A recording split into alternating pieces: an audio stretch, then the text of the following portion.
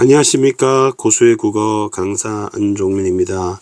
이번 시간에는 수능특강 문학 페이지로 106페이지에는 복효근의 느티나무로부터입니다. 현대시 11강 마지막 작품입니다. 자, 작가 복효근님은 1962년생이시고요. 그리고 전라남도 남원 출신이십니다. 시인이시면서 고등학교, 중학교 국어 교사를 하고 계십니다. 자, 제목을 보니까 느티나무로부터 라고 하는 나무가 있는데요. 자연으로부터 어떤 교훈을 얻어내려고 하는 것 같습니다. 교훈이나 우리가 덕성을 우리가 얻고 본받으려는 모습이 느껴집니다.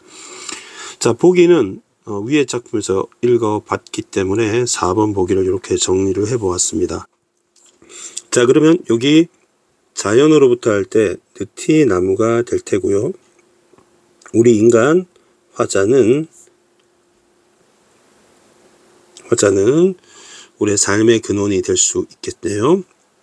그다음에 나무가 모성성을 가지고 희생과 헌신을 하는 배려하고 포용하고 따뜻함의 가치를 배우려는 모습을 우리가 생각할 수 있겠습니다. 자, 그러면 시를 한번 읽어보겠습니다.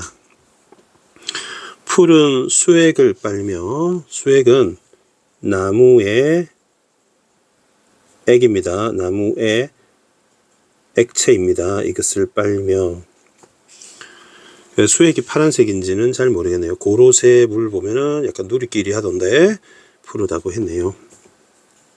색채어 사용했습니다. 빤다고 했으니까 뭐 미각이라고 할까요? 자, 매미가 수액을 빱니다. 우리 대롱처럼 생긴 거 있죠? 빨대처럼 생긴 거. 우리 나비 벌처럼 매미 울음꽃 피우는 한낮이면, 그러면 계절이 여름인 것 같습니다. 낮이고요. 계절적 배경이 여름이다. 또는 시간적 배경이라고 해도 되겠습니다. 자, 매미 울음꽃 한번 볼게요. 매미가 울면, 매미 울음하면 청각적 심상이죠. 근데 매미가 울음, 꽃을 피운다고 했습니다. 시각적이죠. 그럼 청각을 시각화한 겁니다. 그러면 공감각적 심상이 되겠죠. 그건 감각의 전이입니다. 더운 여름입니다. 꿈에 젖은 듯 지규법 반쯤을 졸고 있는 느티나무, 그러면 의인법이 사용되었습니다. 울퉁불퉁 뿌리, 나무의 발등 혹은 발가락이, 발등 발가락 전부 다 신체로 비유했습니다. 땅 위로 붉어져 나왔다. 군데군데 굳은 살 옹이가 박혔다. 옹이라는 단어는 원래 사전적 의미의 중심 의미는 나무에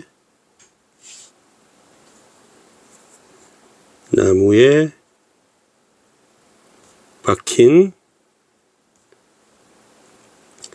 가지의 그루터기입니다. 근데 비유적 의미로, 확장적 의미로 우리 굳은 살을 의미도 합니다. 먼 길 걸어왔단 뜻이죠. 먼 길은 고생스럽죠. 먼 길 걸어온 것은 고생을 의미합니다. 나무가 길을 걸어왔다고 의인법을 쓰고 있습니다.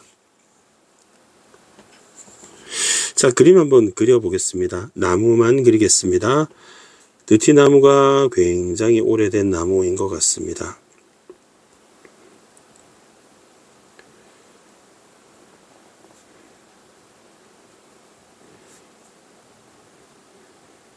우리 마을 같은 곳에 보면 수령이 오래된 그런 나무가 있습니다.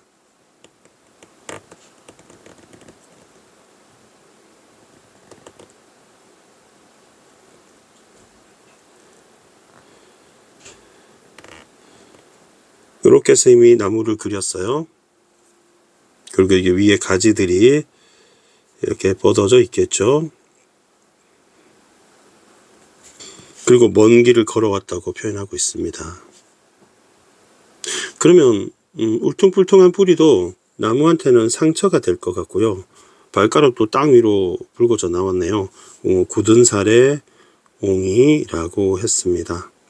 이렇게 보면 볼 수 있는 게 이제 다라는 가군 볼 수 있고요. 그 다음에 추측형 볼 수 있습니다. 나왔다 바뀌었다 과거형이고요. 종결음이 반복해도 되겠습니다. 시각적이고요. 요 그림 한번 복사 한번 해보겠습니다. 요만큼 복사. 다음 페이지 넘어가겠습니다. 그리고는 붙일게요. 화급히 매우 급하게 정도 뜻입니다. suddenly, quickly, 그죠? 급하게 바빠야 할 일이 없어서 나도 그 위에 앉아 신발을 벗는다. 자, 드디어 화자의 행동이 나오게 되는데요. 화자도 급한 일이 없대요. 그래서 신발을 벗었다는 얘기는 걸어왔다는 얘기죠. 화자가 신발 벗은 모습까지는 모르겠고요. 화자가 여기 앉아 있는 것으로 쌤이 그렸습니다. 그리고 이렇게 있습니다. 이렇게 쉬는 걸로 하겠습니다. 물 한잔하고. 그럼 여기 신발이 벗겨져 있는 걸로 하겠습니다. 이제 맨발이 되겠네요. 그렇게 너와 나와는, 그러면 너는 느티나무가 되겠죠? 나는 화자가 되겠죠? 참 멀리 왔구나 라고 했잖아요. 그러면 멀리 왔다는 이 표현이 아까 먼 길 걸어왔다는 표현하고 관련되고요. 그리고 화자 역시 먼 길을 걸어온 거죠. 너 어디서 왔니? 너 언제부터 여기 있었니? 너 어디로 가니? 라고 화자는 미쳐서 이 느티나무에게 물어봅니다.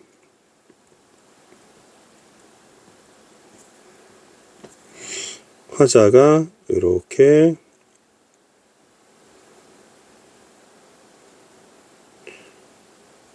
물어보는 거예요. 너 어디서 왔니? 이러면서 물어보는 겁니다. 무엇이 그렇게 무거웠을까? 무거웠던 거는 여러분 부정적이죠. 부러진 가지. 그러면 삶이 힘들었다고 볼 수 있겠죠. 우리 화대상심 한번 잠깐만 정리해 보죠. 화자는 납니다. 대상이 느티나무가 되겠죠. 나무에게 말을 건네고 있습니다. 의인법을 써서 말을 건네고 있습니다.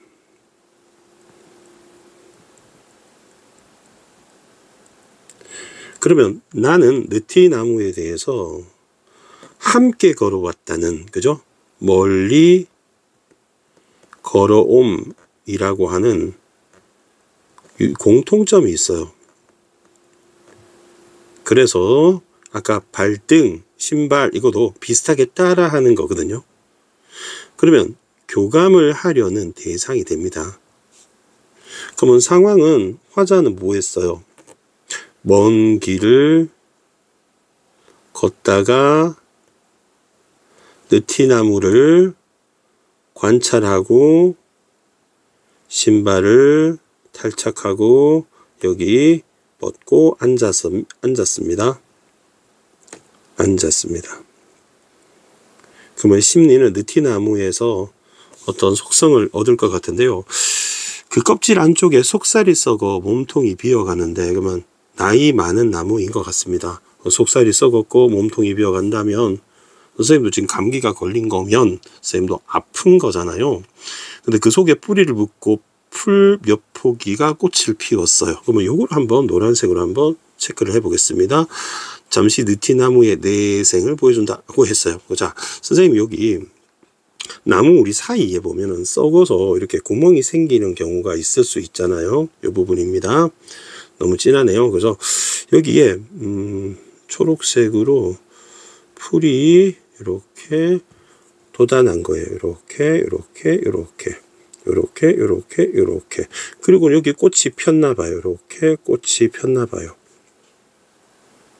자, 그러면 이 구멍은요, 나무 입장에는 상처가 돼요.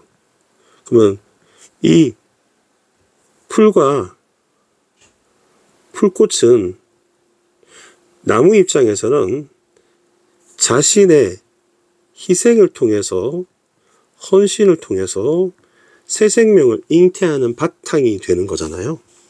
그러니까 이게 남을 배려하고, 그다음에 포옹도 하고 포용도 하죠. 그러니까 이걸 화자는 느낀 거예요. 여러분 이해하셨죠? 그러면 잠시 느티나무의 내생을 보여준다는데, 내생은 미래의 생애입니다. 미래의 생애. 그럼 느티나무가 죽게 되면 그 씨앗이 새로 생기겠죠. 잠시 이걸 보여준다고 표현했습니다. 여기는 현재법이 사용되었습니다. 과거가 아니라 현재법. 자, 이걸 관찰한 내용이에요. 그리고는 화자는 자신으로 돌아옵니다. 그러니까 외부의 시선을 돌리던 화자가 내면으로 자신을 성찰하는 거죠. 그 외부는 대상인 느티나무가 되는 것이고요.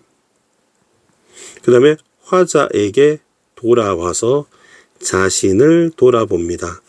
인생이란 상처나 구멍인데, 그럼 이 구멍이 위에 있는 구멍과 일치하는 거죠. 몸통에 구멍 비어가는 그것이 무엇에, 그러니까 다른 이에, 그러면 다른 이에게 이 노란색으로 하면 이것이 타인이 될 수 있겠죠. 자궁은 잉태하는 거죠. 타인에게 또 다른 생명의 근원이 될지 우리가 알겠느냐. 그러니 섣불리 치유를 꿈꾸거나 상처가 난 것을 아프지 않게 하려거나 덮으려 하지 않아도 괜찮겠다 하고 깨닫는 거죠. 그러니까 내가 상처가 있더라도 상처는 나한테 아프지만 그것이 타인에게, 무엇에게, 풀 한 포기에게 또는 생명의 다른 이에게 도움이 된다면 굳이 내 상처를 치유하지 않아도, 덮지 않아도 되지 않을까 하고 깨닫게 된 것이죠. 여러분 이해하셨어요? 그리고 맨 마지막이 중요한데, 때 아닌 난모기가 내 발등에 앉아서 배에 피를 키웁니다. 자, 발등은 신발을 벗었기 때문이고요. 모기는 살을 기가 막히게 냄새를 맡고 찾아오죠. 그러면 모기가 회식을 하는 겁니다. 그럼 보통 여러분 잡죠. 시인은 잡지 않았어요. 배에 피꽃을 피운다면 자신의 희생이 되잖아요. 끝에 와서 현재법으로 바뀌네요. 그죠? 잡지 않았어요. 왜? 이게 되게 중요한 겁니다. 자, 보세요. 느티나무는 자신의 상처, 그 구멍에 풀꽃을 피우는 배려의 삶을 보여주었어요. 그래서 이걸 통해서 배려, 헌신, 희생, 포용을 보여준 거예요. 그럼 이것을 깨달은 화자 역시 내가 화자 역시 타인인 모기에게 자신이 피를 물리더라도 이것을 본받겠다 하고 실천하려는 거죠. 본받으려는. 그러니까 이 속성을 복붙해서 여기다가 나도 집어넣어야겠다고 느낀 거죠. 그러면 차라리 요 표현을 쌤이 가운데다가 하면 이것을 자신이 깨달아서 실천하려는 거다라고 보면 되겠죠.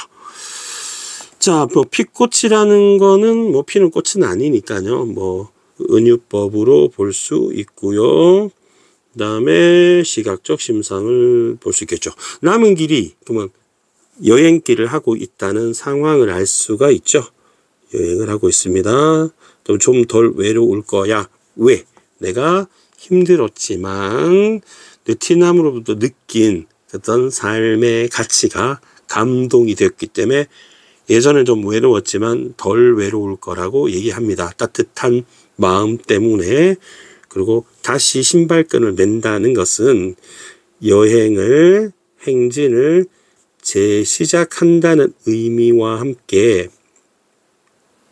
우리의 인생길을 앞으로 살 때 미래에 어떤 느티나무로도 배웠던 가치를 느끼고 실천하려는 다짐으로 신발끈을 조여매는 행위를 한다고 보시죠. 그러니까 신발끈을 맨다는 말도 우리가 달리기 할 때 쓰는 말이기도 하지만 되게 마음의 다짐을 다시 한번 가지고 의지를 이렇게 굳건히 할 때 쓰는 말이잖아요. 그래서 이 시는 매우 좋은 시가 아닌가 생각이 듭니다. 물론 복표근 님의 작품이 교과서에 실리기도 하고 교육청 모의고사에 실리기도 하지만 모의고사는 전국연합학년평가 말고 평가원과 수능에는 아직 출제가 한 번도 되지는 않았어요.